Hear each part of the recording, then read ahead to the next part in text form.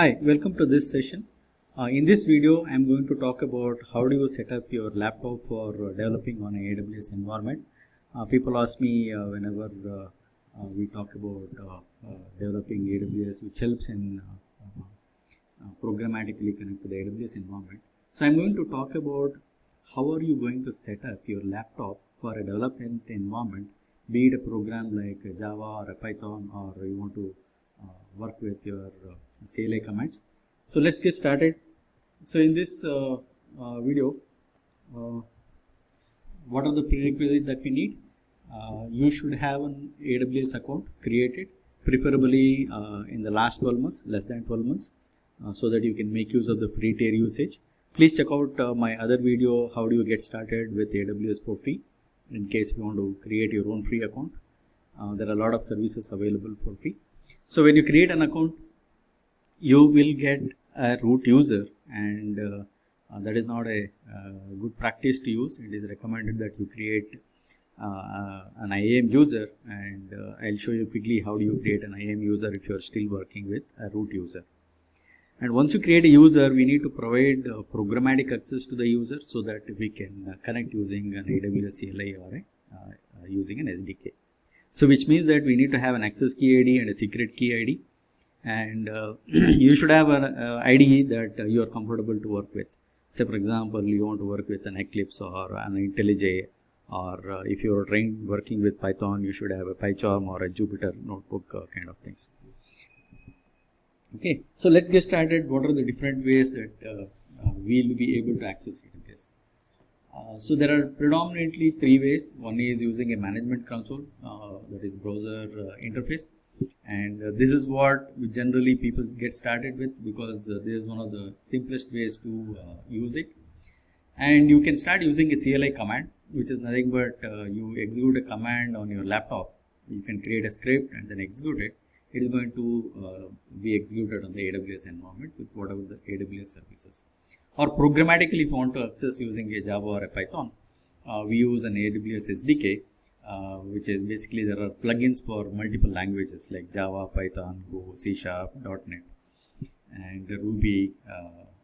So you can make use of those plugins with appropriate IDEs, and it provides a plugin. You have an SDK, and in any case, in either three ways that you are trying to connect, you are going to use an AWS API internally with appropriate permissions. You are going to work with the AWS resources. Let's say, for example, you want to create a program which will publish a message on an AWS queue. You are probably using programming languages to do it. Okay, so let's get started with quickly how we can create an account, set it up for usage, and how do you set it up. Yeah, so here what I have done is I've logged into my account and then I've opened, and I'll show you quickly how do you create an IAM user with specific permissions. So go to services, and IAM should be somewhere down, but preferably I type an IAM here, and we should be able to go to IAM dashboard.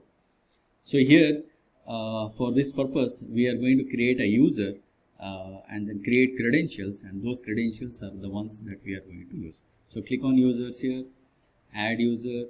Let's say I want to create a dev user. This is the user that I want to access. I want to provide both programmatic access and management console access, and let's say we leave it to generate a custom password because we want to we are creating a user for ourselves, and I don't want to change the password in the future. Okay, so go to next permissions.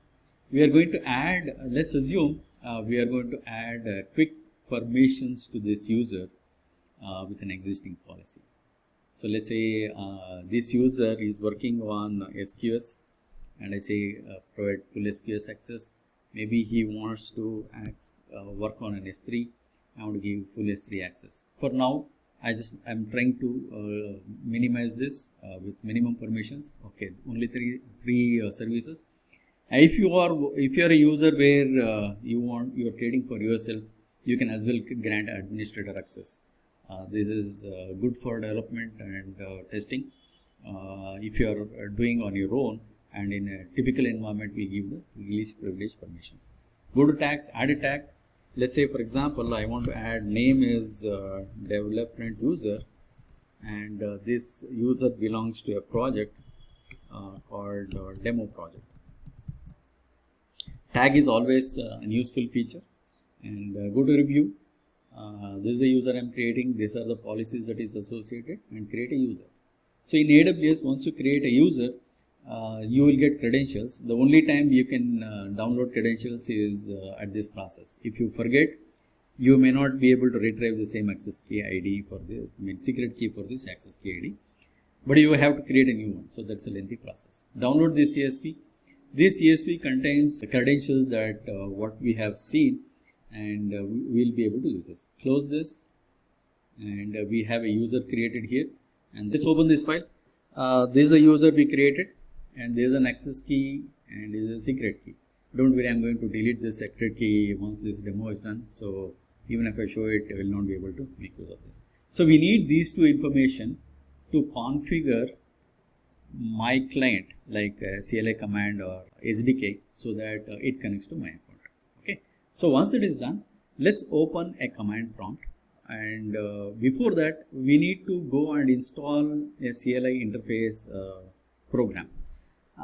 Browse to aws.amazon.com/CLI, and you will see this page. And then download this 64-bit Windows installer, or if you are working on a Mac, install using Brew, or if you are working on a Linux, install using pip install or conda install. So just follow the process. It is very simple. Just follow the process. Install this client. Once you have installed the client, you should be able to access a program called AWS. If you type AWS, so it is showing the program is available, and we need to configure this. The first command we need to do is AWS configure, and we need to provide the access key ID and a secret key. So this is basically my access key, and I am entering this access key over here, and this is my secret key. I am entering that secret key over here, and by default we want to run in a specific region. So AP South 1 is Mumbai region. I want a JSON output for my comments. Quick step where you connect your laptop to AWS environment. The same configurations or the same credentials are also used in for CLI commands as well as your IDE, so that it gets connected. For quick test, type AWS S3 LS. It should give you the list of buckets available, because this is a fresh account, or this account does not have any buckets.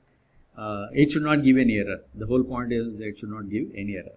Let's say I want to create a bucket, AWS S3 make bucket in S3 space, and I say this bucket, make sure I'm making a specific error in the spelling, so that I get a bucket. Okay, so this is going to create a bucket called this bucket in my account. If I do an S3 LS, I should be able to see this bucket listed. So this shows that you have set up the credentials for your laptop to connect to your account, and you are able to operate a CLI command.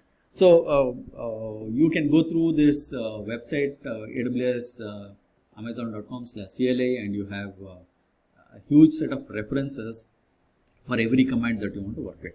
So this is out of the scope of this specific training. I just want to say that once you created this CLI command access for this, now you are by default ready to work with your Eclipse or IntelliJ. Let's go and open up an Eclipse. So I have already started my Eclipse editor. And how do I download a plugin for Eclipse? So go to Help and go to Eclipse Marketplace. And once it loads up, we need to search for AWS over here in the find. And you will see AWS Toolkit for Eclipse 2.0. Go and install. I have already installed. That's why it says installed. And it may take a lot of time depending on how long, what is your bandwidth, as well as it has to download a lot of jar files. So once it is installed, the simple indication that it is completed, that you get this AWS toolkit icon. So this indicates that you already, your installation is successful. Okay, and also check whether you have the right credential. Yeah, you need to go to Windows and Preferences, and you should see this AWS toolkit available here. And if you click, you should see the default access key, secret key that we specified here. So another thing is you can create multiple profiles. If you are working with multiple projects, you specify a command called AWS configure -- profile, let's say project 1, and it will ask you for credentials. For the sake of simplicity, I am entering the same credentials so that we can see them over there. Oh, sorry, I need to provide region name, and so the output formats are JSON, text, and table, TEXT, TABLE. So you can make use of one of them.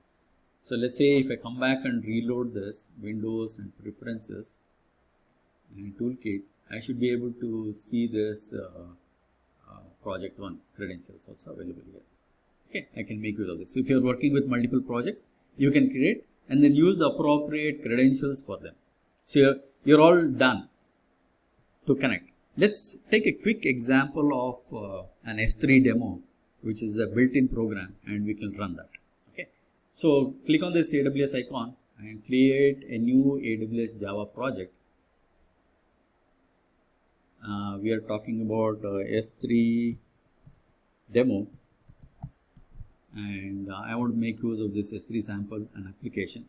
Good thing is we get a complete application which we can execute, and let's wait for this to complete. It may take a few minutes. Okay, so my download is complete. It has taken not more than a minute to download the complete project and set it up.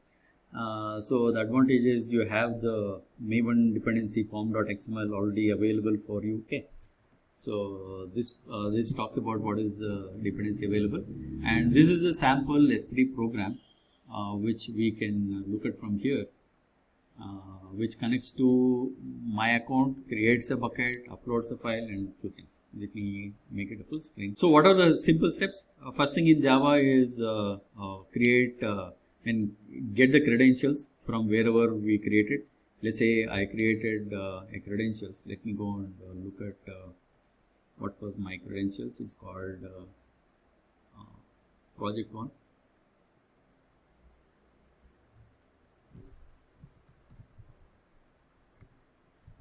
And we are working on Mumbai region, AP South 1. And so it is creating a bucket. It's trying to bucket name in AWS must be unique, so it is creating a random UID, appending it with this, and then create a bucket. Create bucket is an API, and then go and list all the buckets available, upload a file, and download the same file, and it also deletes an object and it deletes a bucket. What I do is for us to go and test, I'll comment these 2 lines so that I could see the object as well as the bucket available with me. So save this project, and maybe for the first time when we are doing, update this project as a Maven update.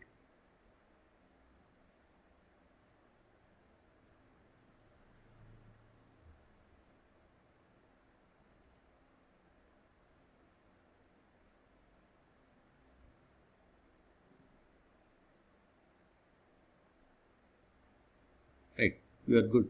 So let's go and execute this project as a simple Java application. Run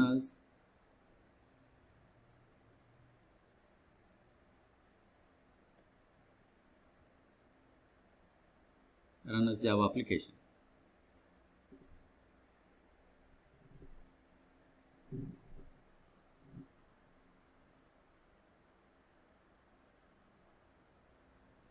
Creating a bucket, it has created a bucket, listing the buckets. So it has listed 2 buckets. This was a bucket that we created earlier, and this is a bucket it is created now. And then these are just print statements, but they are not done. So let's go and access the same thing with the CLI command as well. AWS S3 ls. It's going to show me both the buckets. and I want to look at the contents of a bucket which we have created just now. So the format of this is AWS S3 LS, the name of the bucket with a S3 namespace.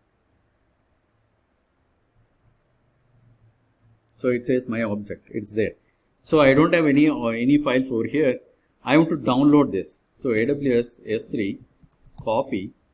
Let me use the same command. Copy this object to my local folder. Slash. This is the object key. Space dot. So it is basically download. So if I do this and if I do cat, so I can see the file whatever we have uploaded. Okay. So this is a quick demonstration of how do you connect from an Eclipse and also using CLI. So if you are using an IntelliJ, how do you go and connect or download similar one from an IntelliJ? So what you should do is go to File and Settings. Go to Plugins and search for AWS here, and it talks about AWS Toolkit, and there are a lot of other AWS toolkits available like AWS CloudFormation, AWS CloudTrail, and connector for AWS Lambda. So what we need is AWS Toolkit minimum, and depending on the other components or the project that we are working on, you can choose to install all of them. So the process is the same. IntelliJ does not give you the way we see from an Eclipse like this, a toolkit where you have a sample program. You export this program or use this same workspace in IntelliJ and start work if you are trying to do that. And you should be able to work that straightforward. So some of the pointers. So if you go to awssummit.com/SDK for Java, you see a complete guideline. A toolkit for Eclipse if you want to download, toolkit for IntelliJ if you want to download separately. Okay. So that's it, guys. If you have any doubts or any questions, please post it on the comments below. And if you need any of the how-to-dos, again posted on my channel. Please subscribe to my channel. I'll be posting a lot of how-to-dos on AWS specifically from a developer perspective, from a configurations perspective, and happy learning. Bye and